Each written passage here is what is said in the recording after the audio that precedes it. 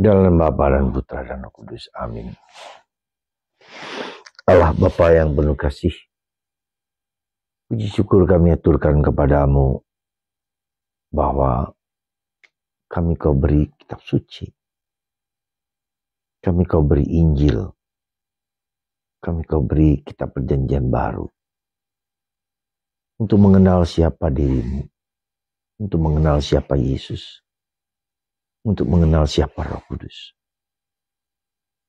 Bantu kami ya Bapa supaya kami semakin mencintai Engkau, mengasihi Engkau, mengalami Engkau sebagai Allah yang hidup, Allah yang memiliki kasih, mencintai kami dan menyelamatkan kami. Terpujilah namamu kini dan sepanjang masa. Amin.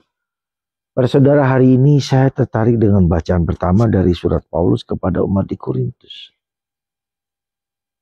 Apa yang mau disampaikan oleh Paulus? Tandanya bahwa kita dipenuhi Roh Kudus adalah kita mencintai dan semakin mencintai kitab suci.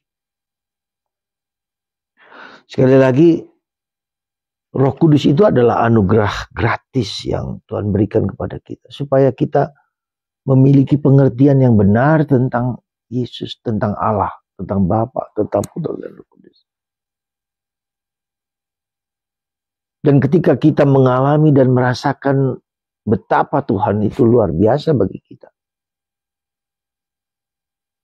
kita menjadi tahu, kita menjadi mengenal, kita menjadi menghayati keagungan Allah yang menyelamatkan kita, mengasihi kita, mencintai kita. Dan ingin membawa kita serupa dengan putra Yesus. Ada bagian yang bagus sekali. Orang Israel seperti tertutup. Ada kabut yang menyelimuti matanya ketika mereka membaca Taurat. Tapi ketika kita dikasih Roh Kudus, kita diberi pengertian tentang Allah itu sendiri.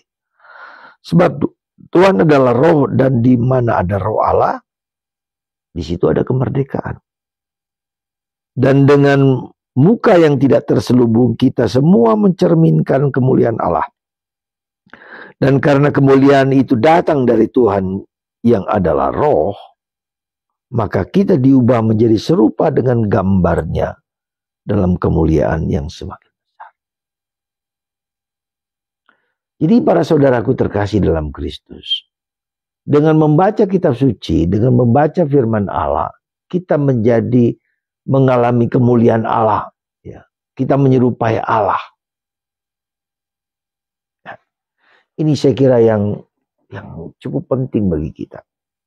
Terutama kita orang Katolik yang jujur, kita agak malas dalam membaca kitab suci. Ya. Nah, itulah kesempatan bagi kita ketika kita membaca kitab suci, otak, pikiran, seluruh diri kita itu dimurnikan, dibersihkan, dicerahkan. Dan ketika dicerahkan, maka kita menghayatinya. Bahwa sabda Allah itu bukanlah ecek-ecek, bukanlah yang sederhana. Tapi yang sungguh-sungguh membawa kita untuk bertemu dengan Tuhan. Maka para saudaraku terkasih dalam Kristus, mari sekali lagi saya mengajak Anda, kalau sungguh-sungguh Anda dan saya dipenuhi Roh Kudus, semakin kita berani terbuka dan membuka kitab suci, membaca, merenungkan. Karena sabda Allah itu ada Allah sendiri yang membereskan otak kita yang dalam bahasa kita disebut brain rot, pembusukan otak karena kita main HP. Dari pagi sampai pagi, dari berjam-jam. Dan itu merusak otak kita. Maka sebagai gantinya, maka kita mudah sekali dipengaruhi oleh banyak hal yang tidak berkenan di hati Allah. Maka mari saudaraku terkasih, sekali lagi, bukalah kitab suci. Ini adalah ruah yang dulu saya buat supaya umat Allah mencintai kitab suci. Belilah, bukalah, bacalah. Sehingga kita dapat faham, mengerti dengan baik. Kalau pertama kali kita setahun, 2 tahun masih belum mengerti, tidak apa-apa. Nanti Roh Kudus Kitab suci sendiri, Roh Allah akan membuka mata kita dan memberi pengertian tentang kitab suci itu yang sulit itu menjadi sesuatu yang bermakna bagi hidup kita. Sekali lagi saya mohon kepada Anda, bukalah kitab suci, bacalah. Tidak mengerti, tidak apa-apa, dibuka, dibaca pelan-pelan. Nanti Roh Kudus, Roh Allah akan membuka mata hati kita, mengerti makna yang terdalam dari teks kitab suci ini. Seperti bacaan surat Paulus kepada umat di Korintus. Atau Injil hari ini yang berbicara tentang bahwa kita tidak cukup hanya menjalankan keagamaan kita sebegitu saja. Seharus semakin dalam, dan semakin dalam. Sehingga akhirnya kita menjadi serupa, sepikir, seperasaan dengan Yesus. Semoga Tuhan memberkati kita semua.